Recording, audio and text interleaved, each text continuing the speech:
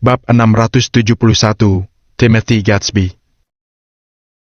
Awas saja kamu! Hawk mengeluarkan ponselnya dan segera melakukan panggilan. Tanpa sepengetahuannya, Sean sudah mengeluarkan ponselnya dan mengirimkan pesan teks. Ini akan menjadi akhir dari masalah jika Yates dan yang lainnya menerimanya. Sebaliknya, Sean telah menyiapkan banyak hal untuk Yates dan yang lainnya jika mereka membantah. Tidak lama kemudian, terdengar suara mesin yang menderu dari luar rumah mewah. Ada lebih dari 10 mobil saat itu. 2 kendaraan di luar rumah mewah adalah mobil balap seharga lebih dari 2,1 miliar rupiah. Sebagai anak dari keluarga Perkins, Yates mengenal banyak bangsawan yang kaya dari lahir tapi malas.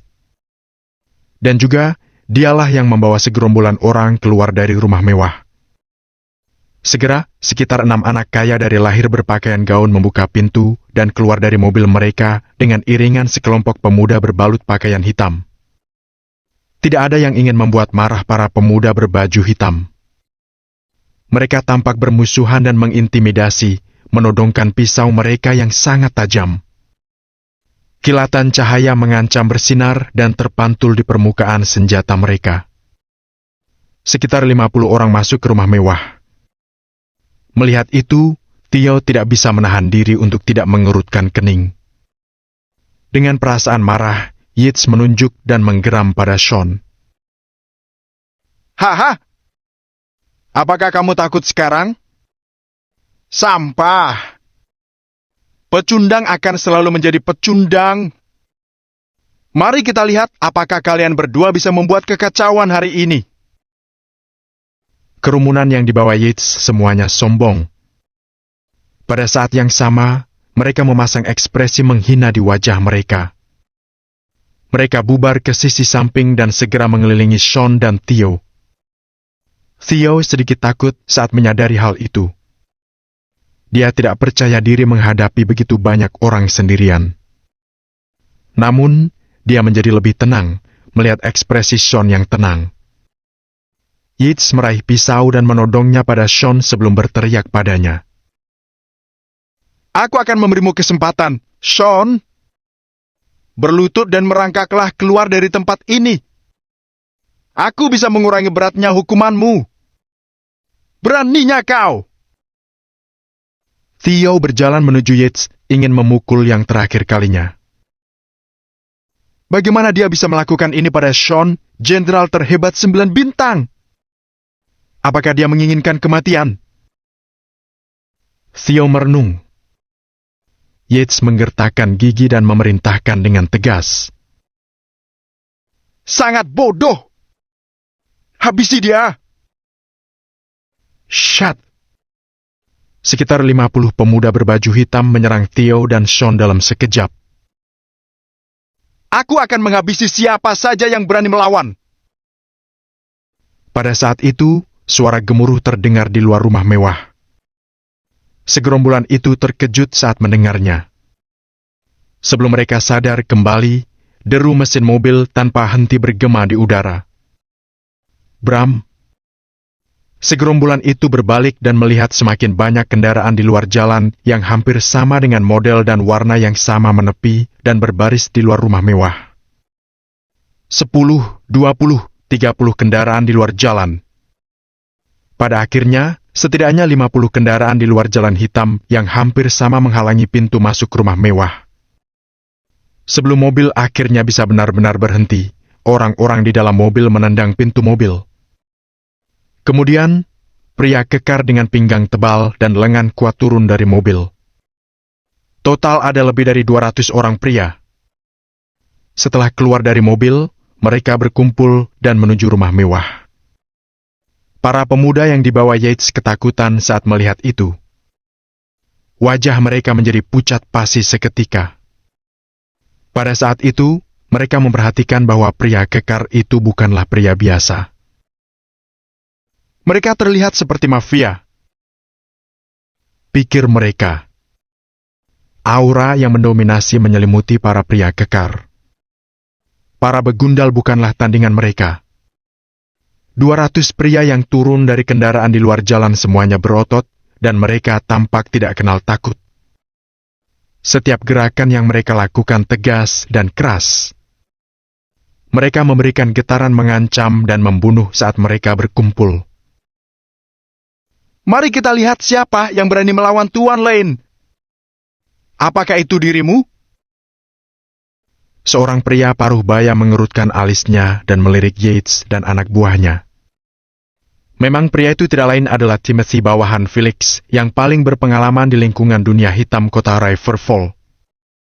Semua orang di lingkungan akan memanggilnya sebagai Tuan Gatsby sebagai bentuk penghormatan. Menyadari bahwa itu adalah Timothy dan anak buahnya, Yates dan yang lainnya menjadi pucat pasi. Timothy adalah sebuah metonim untuk Felix dan... Bagaimana mungkin Sean bisa memerintahkan Felix? Mereka bertanya-tanya. Pada saat itu, para bangsawan kaya seketika tetap diam dan tidak berani angkat bicara. Tuan Lane. Sebuah perasaan terlintas melewati Fanny sambil menggertakkan gigi. Dia akhirnya punya ide siapa Tuan Lane. Aku bertanya padamu. Kenapa kamu ingin melawan Tuan Lane?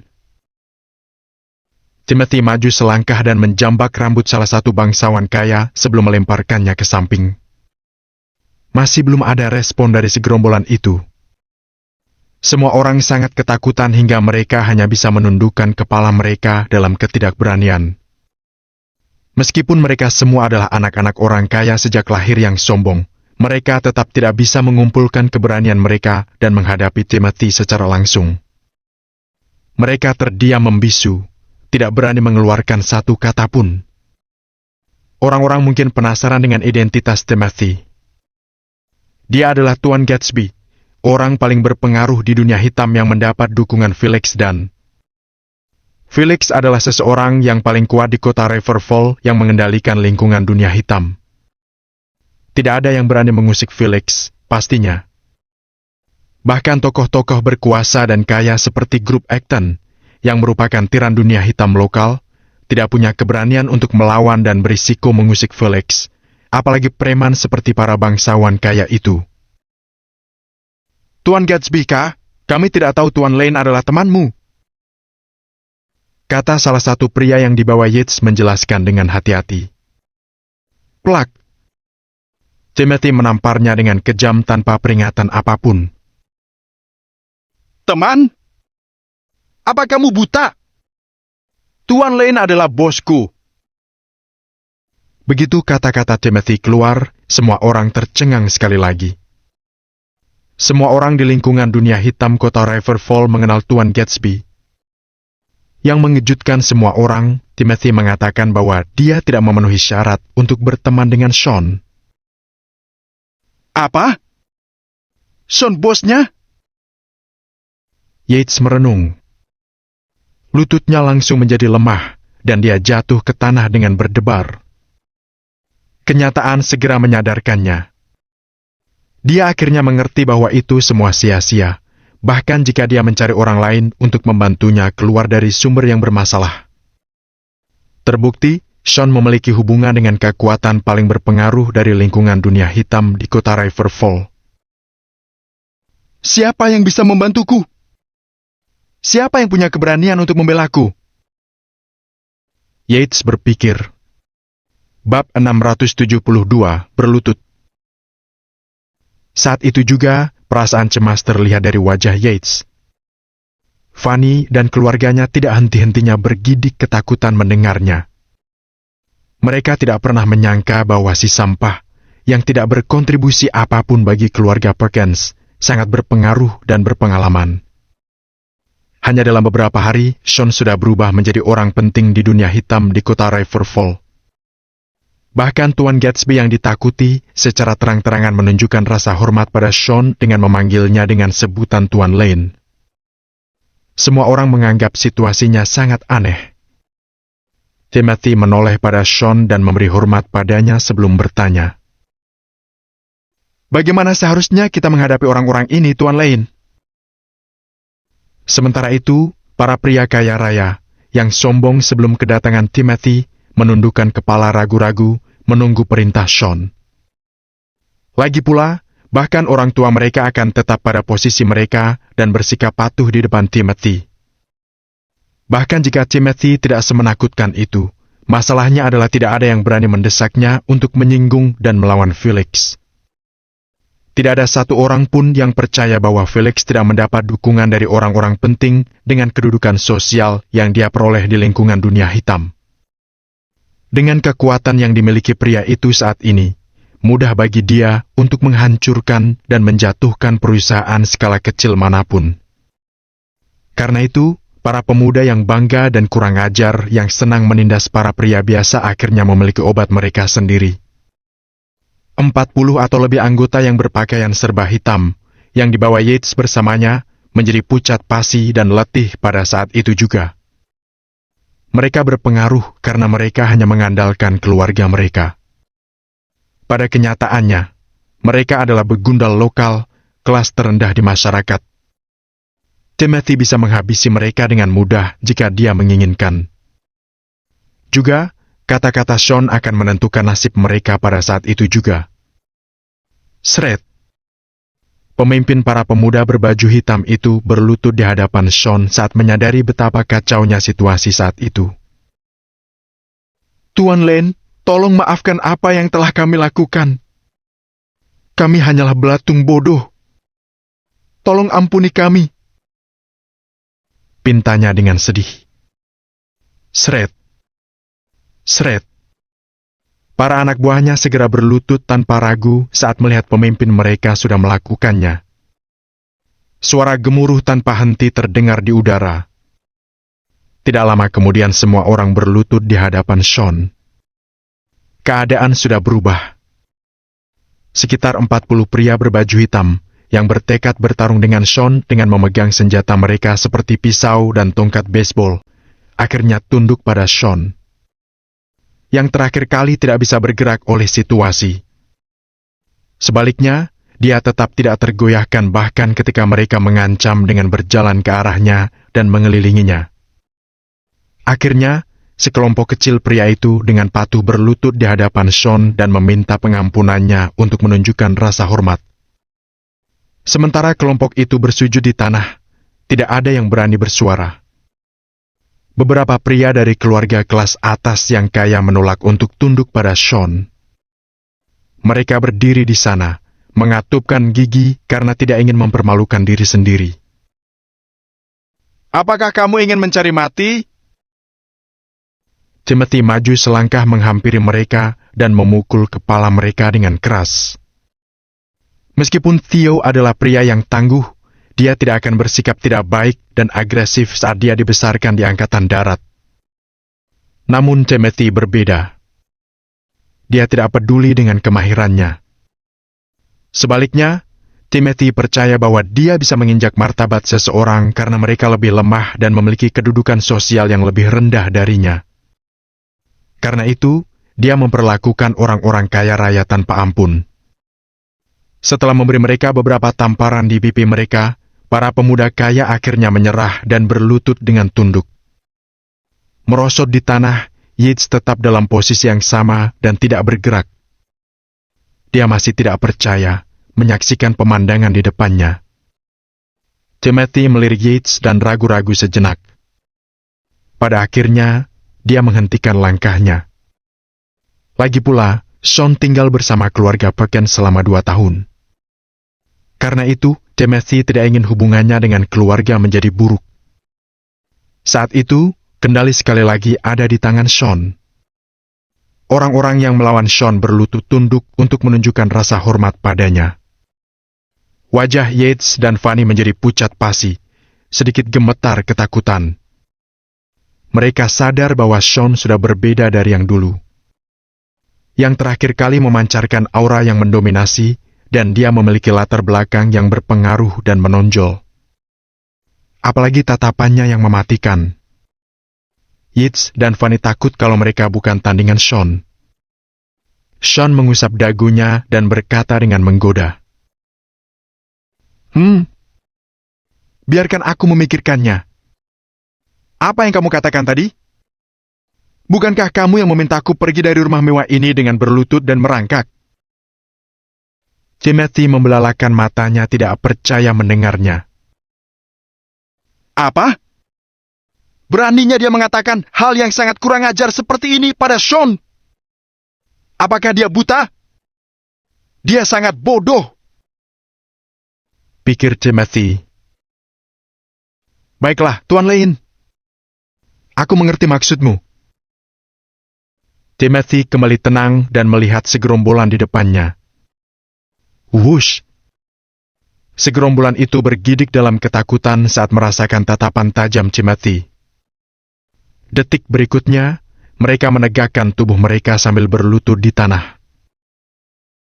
Baiklah, apakah aku perlu menunjukkan keinginan Tuan Lane pada kalian?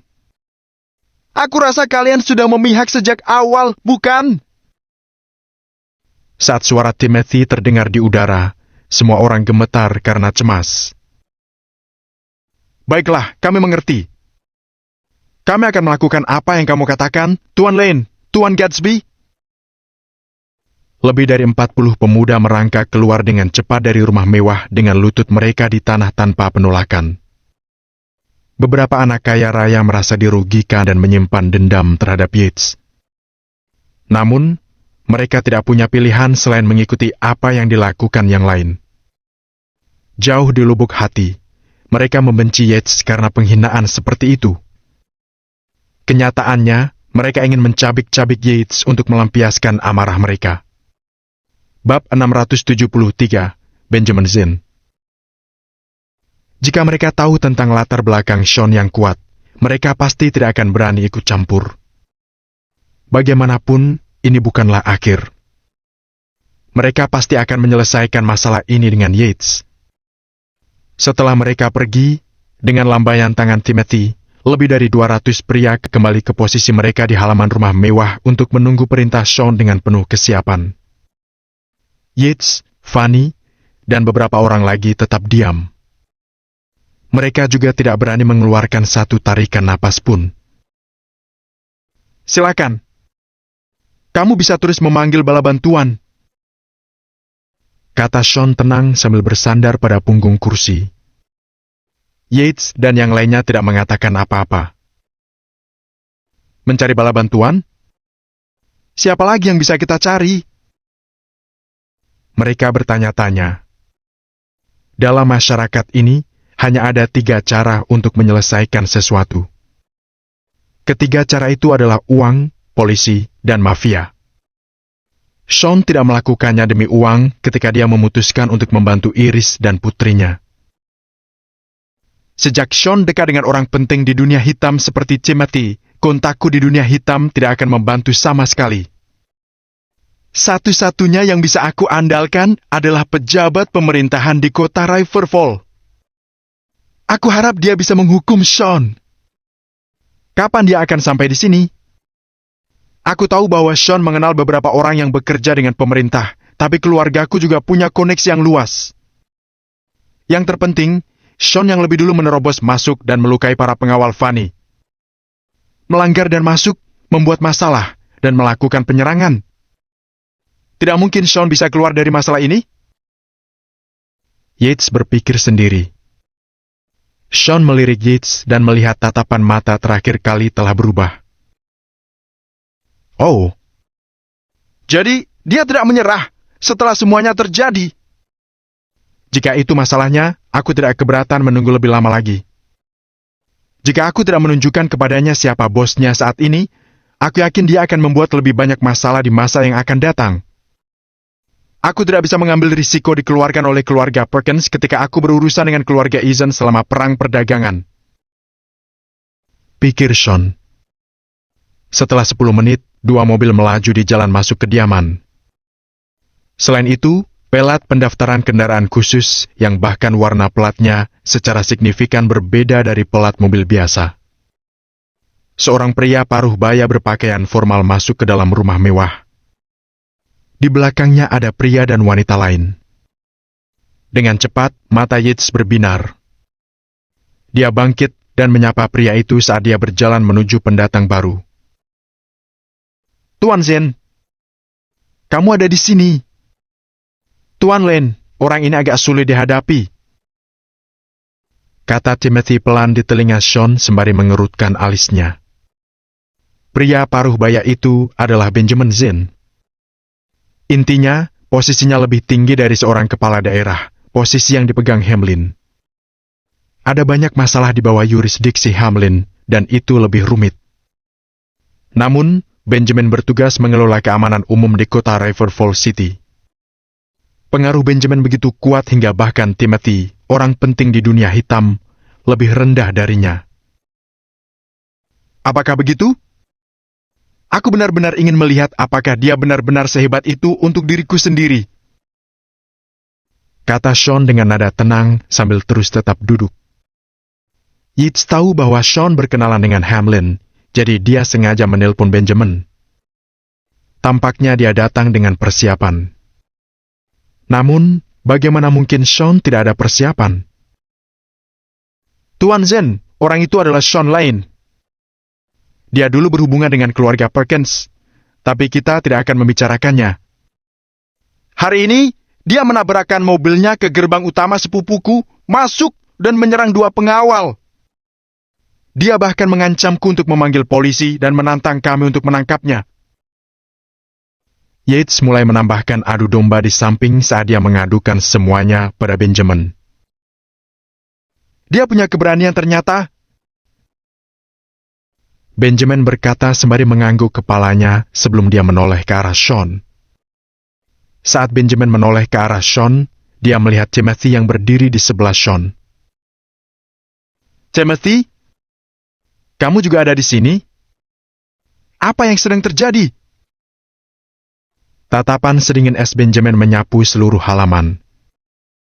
Saat itulah dia memperhatikan para pria kekar dan berotot yang berbalut warna hitam. Orang-orang itu terlihat sedikit gelisah saat melihat Benjamin. Karena Benjamin bertanggung jawab atas semua hal yang berkaitan dengan keamanan umum di kota River Falls, itu termasuk keamanan dunia hitam juga. Cukup banyak anak buah Timothy yang ada sudah ditangkap oleh Benjamin sebelumnya.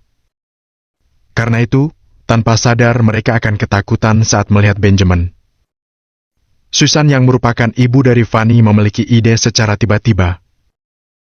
Dia semakin dekat dengan Benjamin pada detik berikutnya dan mulai menangis sambil mengeluh. Tuan Zinn, tolong tunjukkan keadilan untuk kami. Timothy dan orang-orang berbaju hitam itu adalah suruhan Sean. Dia bahkan mengatakan bahwa dia akan menghancurkan rumah kita. Benjamin mencibir dan bertanya, Timothy, apakah kamu dan anak buahmu melupakan tempatmu hanya karena aku tidak berbicara serius dengan Tuan Felix 2 hari belakangan ini? Aku tidak akan mengganggumu jika kamu melakukan bisnismu dan mematuhi peraturan hukum. Tapi, apa yang kamu lakukan sekarang? Ini? Timothy menundukkan kepalanya dan tidak bisa berkata apa-apa. Saat Yates dan Fanny melihat apa yang terjadi, mereka tersenyum puas. Bukankah tadi Sean dan Timothy bersikap sombong? Kemana semua kesombongan itu sekarang setelah Tuan Zinn ada di sini? Pikir mereka dengan sombong. Cara Timothy bersikap di depan Benjamin seperti tikus di depan kucing. Timothy bahkan tidak berani berbicara keras lagi. Bawa anak buahmu dan segera tinggalkan tempat ini, atau aku akan menyuruh anak buahku menangkap kalian semua. Kata Benjamin tanpa emosi setelah dia menatap Timothy sekilas. Bab 674, kamu sedikit terlambat. Aku tidak bisa melakukan itu. Kata Timothy akhirnya dengan gigi terkatup sambil menggelengkan kepalanya setelah dia ragu-ragu selama 2 detik. Misi yang Felix berikan padanya adalah melindungi Sean dan mendengarkan Sean sepenuhnya. Dia tidak akan berani pergi saat Sean tidak memintanya. Benjamin menyipitkan matanya dan memelototi Timothy dengan dingin ketika dia melihatnya menggelengkan kepalanya. Apa yang kamu katakan? Aku menantangmu untuk mengatakannya lagi. Theo tidak tahan lagi dengan kesombongan Benjamin.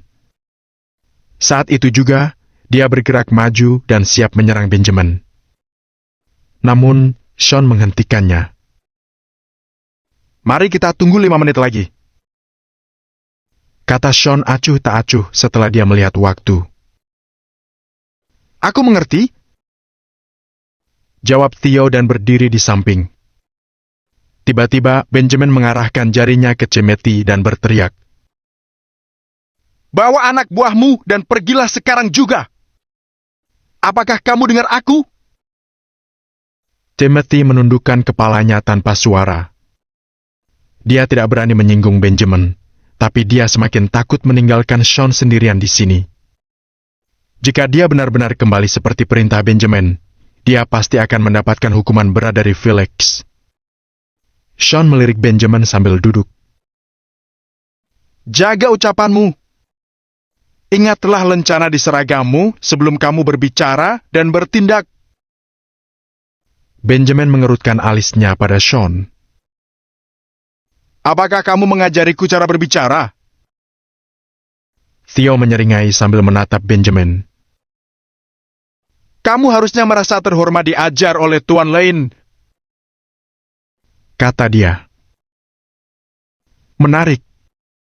Bawa dia pergi. Kita akan bicara setelah aku menempatkanmu di balik jeruji besi. Benjamin melambaikan tangannya, dan pria di belakangnya menuruti instruksinya dengan berjalan ke arah Sean dengan borgol. Wush! Timothy menggertakkan gigi dan menghalangi bawahan Benjamin. Timothy, kalau kamu bergerak sekali lagi, aku akan menangkap kalian semua di sini. Benjamin berteriak dan tiba-tiba menunjuk Timothy dengan marah. Timothy, kamu harus menunggu di samping untuk saat ini, kata Sean lembut. Berdasarkan keadaannya, Timothy jelas tidak dalam posisi untuk ikut campur. Timothy mengangguk dan berjalan ke samping. Ini oke. Pemuda yang berada di belakang Benjamin melirik Timothy dengan hina sebelum dia berjalan ke arah Sean lagi. Aku hanya melakukan tugasku. Tolong bekerja sama denganku, katanya dan hendak memborgol Sean. Plak. Saat itu juga, seseorang menampar borgol itu dan membuatnya terbang. Kling! Borgol itu jatuh ke tanah, beresonansi dengan dentang keras. Kamu pikir kamu siapa? Beraninya kamu mencoba memborgol Tuan Lane. Enyahlah. Setelah Theo menampar borgol itu dengan satu tangan, dia menggunakan tangan yang lain untuk menampar pria itu, menyebabkannya terhuyung beberapa langkah ke belakang. Beraninya kamu! Bawa dia pergi! Saat Benjamin melihat pemandangan di hadapannya, dia benar-benar sangat marah. Sedangkan Yates, dia benar-benar senang melihat itu. Sean, kamu benar-benar mencari mati. Beraninya kamu menyinggung orang sepenting Tuan Zin. Walaupun temanmu Hamlin datang, dia tidak akan bisa membantumu. Pikirnya. Kamu pikir kamu siapa sampai menangkapku? Sean bertanya dengan seringai sambil melirik Benjamin. Haha! Aku bisa menangkap siapapun yang aku inginkan di seluruh kota Riverfall. Benjamin berteriak arogan dengan senyum menyeramkan terpampang di wajahnya. Oh, aku mau tahu siapa yang begitu berani mengatakan itu. Bagaimana kalau kamu menangkapku juga? Pada saat itu, suara dingin datang dari luar rumah mewah itu. Kalau kamu ikut campur dalam hal ini, aku akan menangkapmu juga. Benjamin berkata sambil berbalik perlahan. Dia mendengar dari Yates bahwa Sean mengenal kepala daerah Hamlin, tapi dia sama sekali tidak takut pada Hamlin. Kalau Hamlin berani ikut campur, aku juga akan menangkapnya, pikir Benjamin. Namun, saat dia dengan jelas melihat orang di belakangnya, dia mulai tergagap. Benjamin melebarkan matanya, dan kelopak matanya mulai berkedut. Direktur Williams. 5-6 orang mulai masuk ke rumah mewah itu.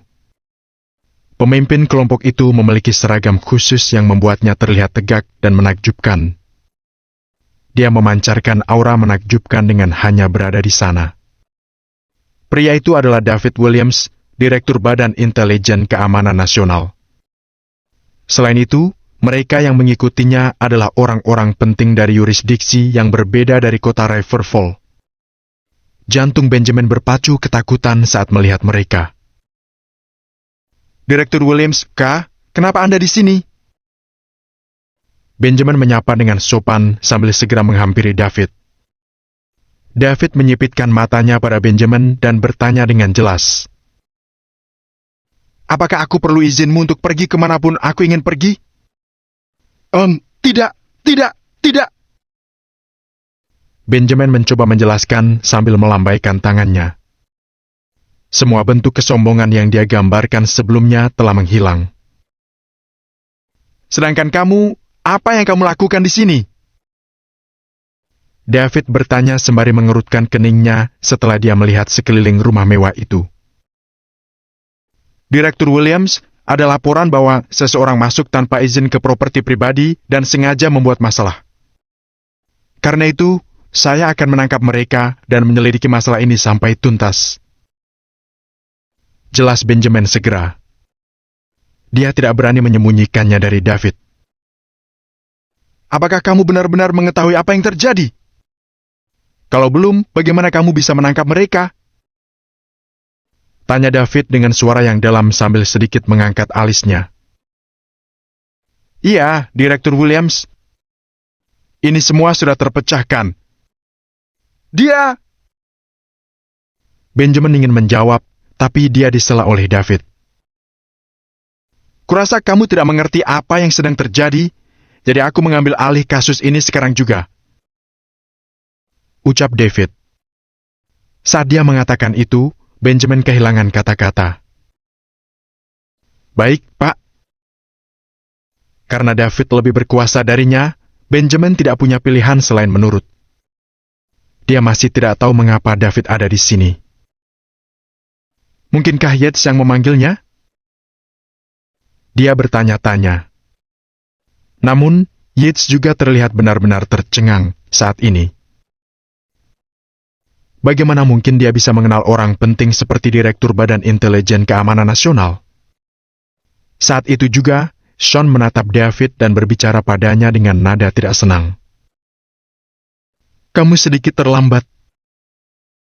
David memberi hormat pada Sean dengan ekspresi minta maaf di wajahnya.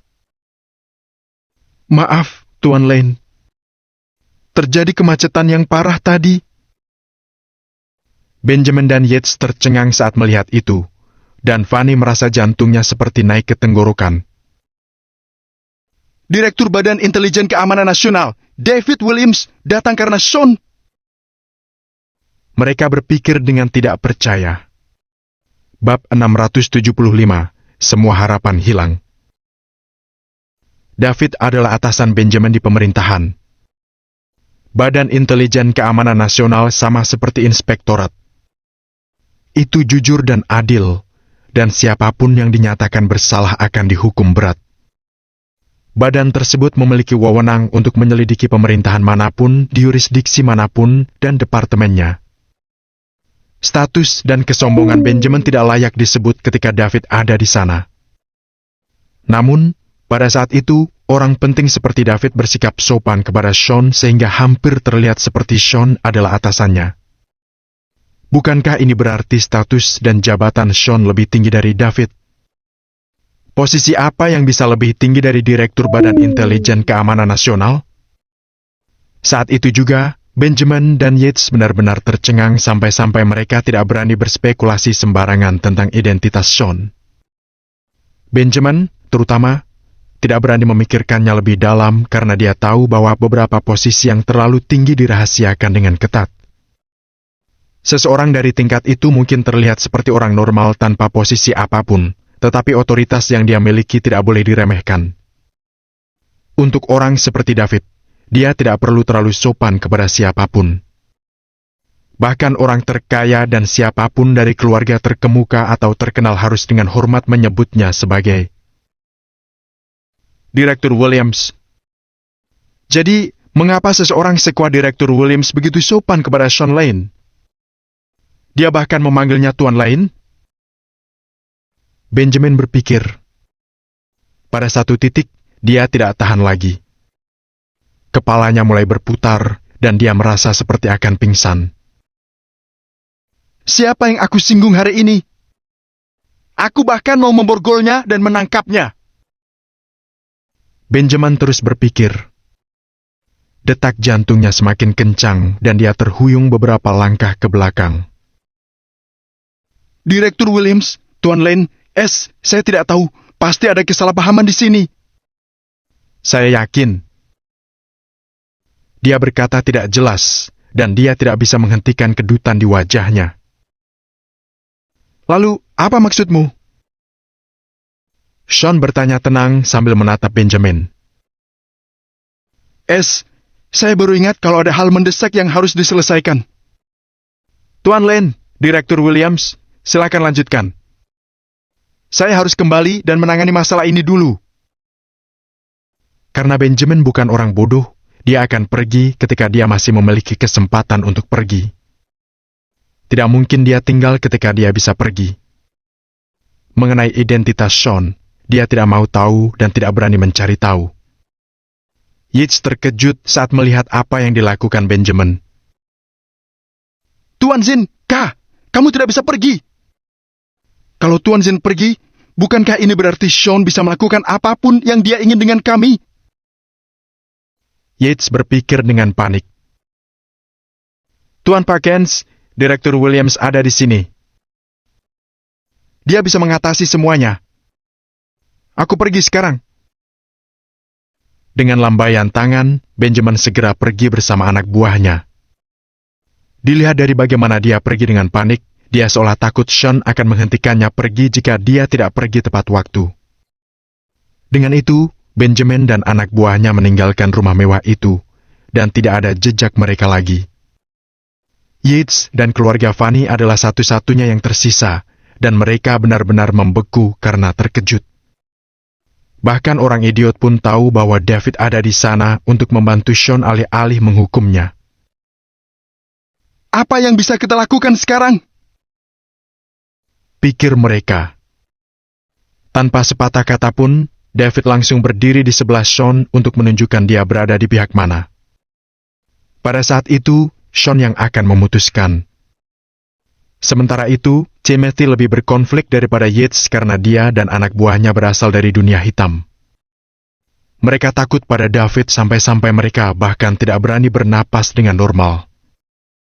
Dia mendengar dari Felix beberapa waktu lalu bahwa Sean mungkin mengenal seseorang dari Badan Intelijen Keamanan Nasional. Kembali ketika Sean membunuh Christine, Barnabas menangkap Sean dan membawanya kembali ke pemerintahan. Menurut bawahan Timothy, Direktur Badan Intelijen Keamanan Nasional pergi untuk menyelamatkan Sean secara langsung. Karena kejadian itulah Felix memutuskan untuk berada di sisi Sean. Namun, itu hanya sesuatu yang Timothy dengar di masa lalu. Saat ini, dia menyaksikan dengan mata kepalanya sendiri bagaimana David memperlakukan Sean. Dia telah memutuskan untuk melaporkan hal ini kepada Felix segera setelah dia kembali. Kalau kamu masih tidak puas, silakan gunakan koneksi keluargamu untuk memanggil lebih banyak orang. Kata Sean acuh tak acuh ketika dia melirik Yates sambil duduk di kursi. Yates bahkan tidak bisa mempertahankan kontak mata dengan Sean lebih dari 2 detik. Dia menurunkan pandangannya sambil berpikir. Di mana aku bisa menemukan seseorang yang memiliki otoritas lebih daripada David? Selain itu, melihat bagaimana Sean bersikap, walaupun kami bisa menemukan seseorang, siapa yang tahu apakah dia mengenal seseorang dengan posisi yang lebih tinggi? Karena Sean telah membawa Direktur Badan Intelijen Keamanan Nasional, kalau aku ingin menekan David, aku perlu mendapatkan seseorang dari militer kota Riverfall. Tapi, keluarga kami tidak terlalu banyak berinteraksi dengan militer kota Riverfall. Meskipun Xavier pernah memiliki posisi tinggi di militer, itu tidak di kota Riverfall. Penjaga kota saat ini di militer kota Riverfall adalah Wesley. Karena dia bukan bawahan Xavier, tidak mungkin dia membantu keluarga Perkins. Selain itu, Wesley memiliki hubungan yang baik dengan keluarga Eason. Tapi, apakah keluarga Eason akan meminta Wesley demi kami? Kalaupun keluarga Eason bersedia, apakah Wesley akan datang ke sini dari pangkalan karena masalah sekecil itu? Yates berpikir. Semakin dia mempertimbangkannya, semakin dia merasa putus asa.